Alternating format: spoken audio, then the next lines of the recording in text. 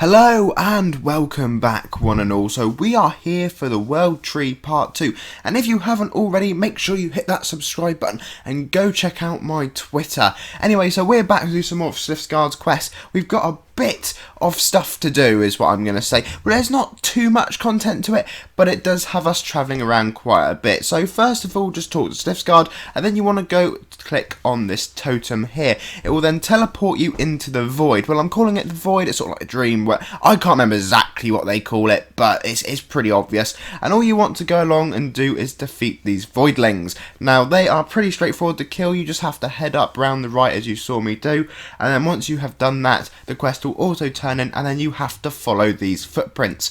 So if you head back to the centre, it's the easiest way to go about it. You will see these footprints glowing on the floor. They will take you up towards where one of the temples was in the previous release. It's basically the same map as before, but it's been darkened over, so you can't really see where you're going. So all you want to do is follow the parkour course up, round, and this time you want to go underneath and round the right. This time you can actually literally cross over without any difficulty to the big tree, which has a book on it in the normal world. And then you just kind of want to go to the little gold glowing patches, and this will basically happen now on a cycle for about 3 or 4 goes. So just literally follow where it wants you to. There's nothing too challenging here, but it certainly does have you moving around. What I will say is we have got a very interesting boss fight coming up soon, and I'll try my best to explain that one to you because there is a bit of a knack to it, and I reckon I didn't quite do it right when I did it, but nevertheless I did manage to defeat it.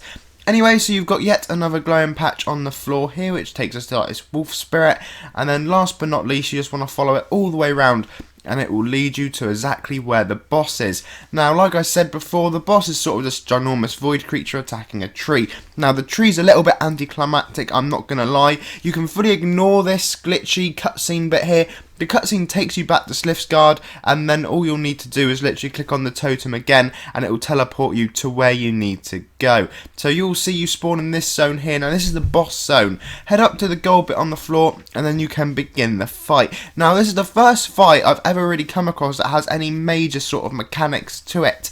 Now, it is not overly difficult. I think the easiest way to do it is not to go and attack the monster, and just to go where it says lend you the power, because as you see I do that here, and it's dealing like 400 damage to him, and I'm not even attacking him. So I'm not sure whether that's relevant or not, but I did, however, go and attack him. I still managed to complete the fight. Basically, the glowing patches will come up on the floor. There's 4 different colours. Just go stand on them and it'll heal you up and deal some extra damage. However, what I would say is try to do it without attacking the monster if you can, and see whether that does damage, because that may be a far easier method than fully going and defeating him, because as you see I did have to use quite a few health potions, and for a downgraded level zone that seems a little bit too complicated to try and do. Now that may just be me thinking about it, and that may not be the case at all, but I definitely recommend go on the glowing patches, do not attack the monster, and just see what happens. Of course, if it doesn't work, then do what I do here, and that will it will do the trick. It may just take you a few tries if you do end up wiping on it.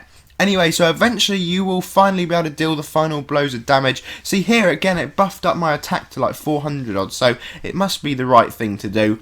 Well, of course you need the glowing patches, they wouldn't be there otherwise. I'm not saying that, you know what I'm saying. Anyway, then once you have defeated him, you've completed the challenge, you can go back to the gold patch on the floor and head back. Now, there is like an ultra version of this you can go and do from Slifsgaard now, and of course you can go start crafting all the new gear. So guys, thank you all very much for watching. As always, don't forget to leave the video with a like and of course subscribe, and I'll catch you all again very soon, probably with some Adventure Quest World content, but you never know what's going to happen in the world of Adventure Quest 3D. So until then, have a lovely day.